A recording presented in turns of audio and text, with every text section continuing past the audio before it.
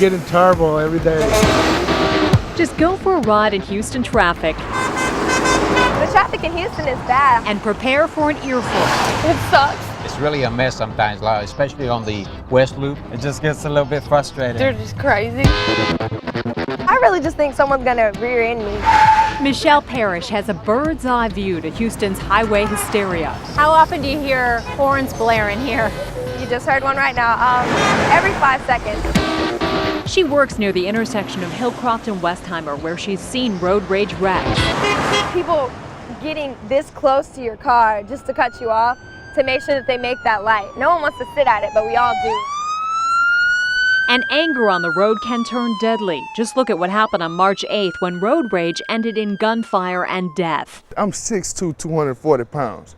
She didn't have no problems getting in my face. Those who know Russionette Houston say they were not surprised to hear she was involved in the death of 49-year-old Carol Grant. Police say road rage left both women angry, so they pulled into this parking lot to fight it out. And authorities say Houston then shot Grant. She hasn't been charged in the death because she says she fired in self-defense. And that got us thinking about road rage, and we got our hands on accident numbers from the Texas Department of Transportation. And Hillcroft and Westheimer was one of Houston's worst intersections for road rage. We're probably averaging like 4 calls a day related to road rage. Houston Police Assistant Chief Brian Lumpkin says road rage is on the cops' radar too, and he knows where it's happening most. Specifically, all your freeways, your 610 loop, and of course Westheimer. TxDOT's numbers dating back to 2009 also show the Southwest Freeway near Kirby as a problem area for road rage. Another hot spot, the East Tex Freeway near Tidwell. Lumpkin says slowing this growing trend on the road is easy. Just use common sense. Don't escalate the situation. Don't do anything that's going to make that person even more angry. Call 911 for me. Oh my God, he's getting in the car. And incidents like this one we found on YouTube show road rage cases are tough for police to pin down because they often lead to more violent crimes when punches start flying. Everywhere from a simple assault where someone just shoves you to an aggravated assault where somebody actually injures you is infuriating. Michelle Parrish doesn't need our research to worry about road rage. I would not be surprised at all. Experiencing the road rage myself every day. If drivers could catch her view at the corner of Westheimer and Hillcroft every day, they'd know anger could be just a stoplight away.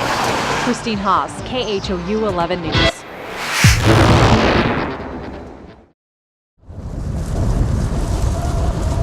This empty lot in North Houston has a story to tell because it's where a Houston firefighter died. What's the emergency? Emergency, the house is on fire, please. Somebody's in the house. Where's the patient at? This is the house that once stood here and what it looked like when Captain Darren Unruh rushed inside. It's a terrible sense of dread when you think someone is going to die. Oh my God! The firefighters' co-workers still don't know how it happened, but when Unruh went in the back door looking for victims, he became one. They dragged his lifeless body from the building 5 minutes later, did CPR for 6 minutes more. District 34, you have a mayday at your event. And he was unrecognizable.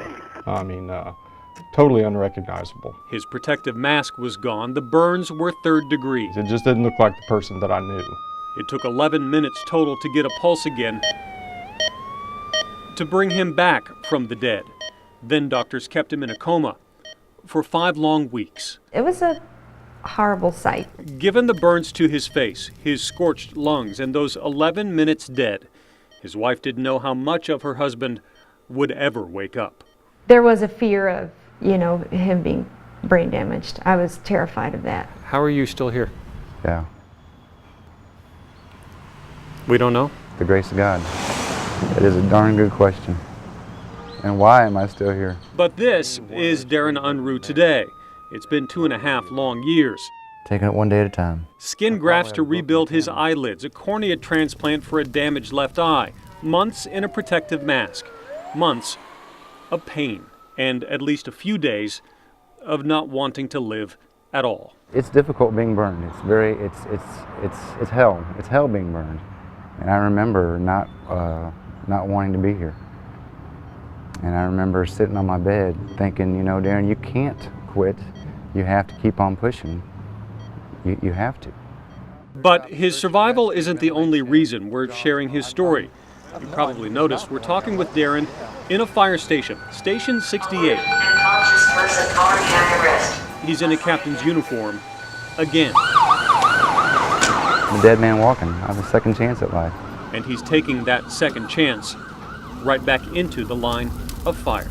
I think it's my reasonable service. And I wanted to be able to look back on my life and be proud of, you know, I was a firefighter.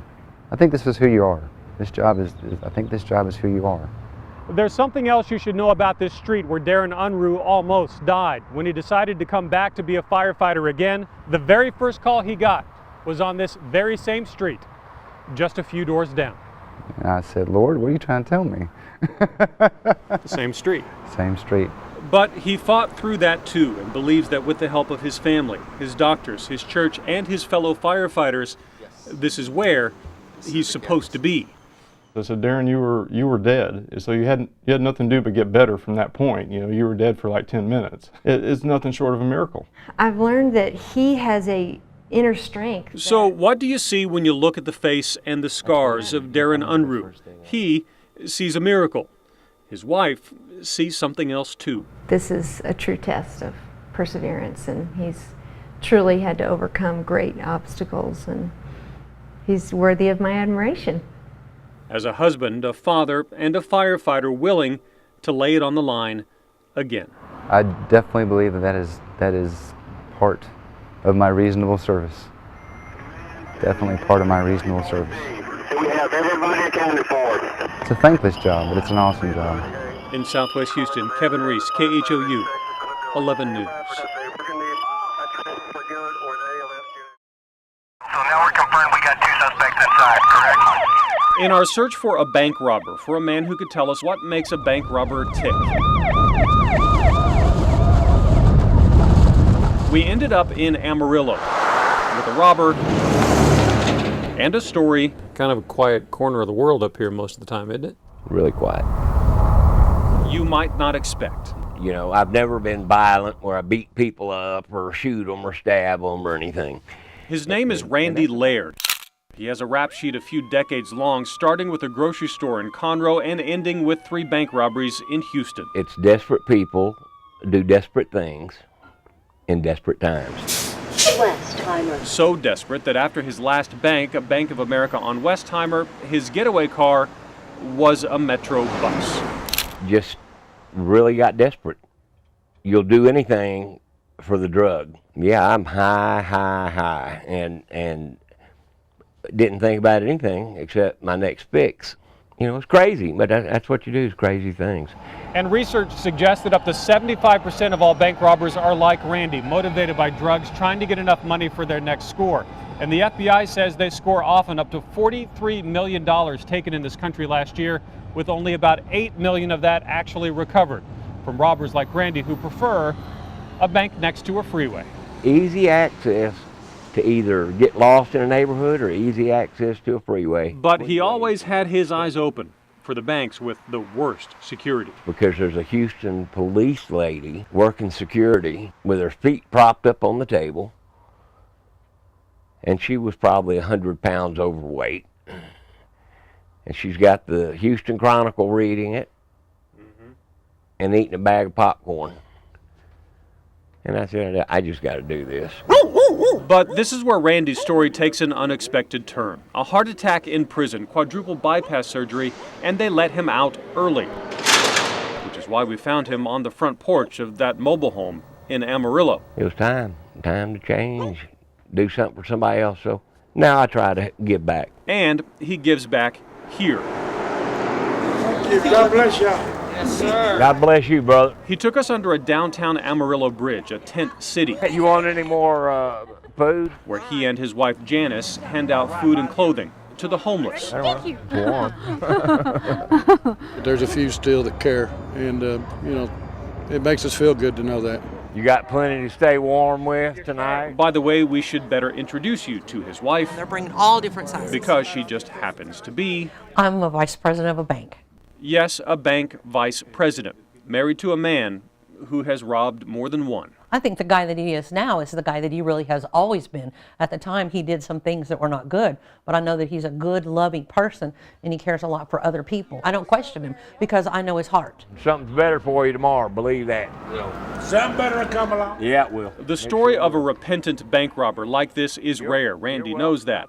So he offers this advice to anyone desperate enough to be a bank robber too. My mom used to always tell me the chickens always come home to roost, and they do. Yes, you may get away with it once or twice, but at some point they're going to get you or kill you. And a dozen are killed in the act by police each year, long before they get a story like this.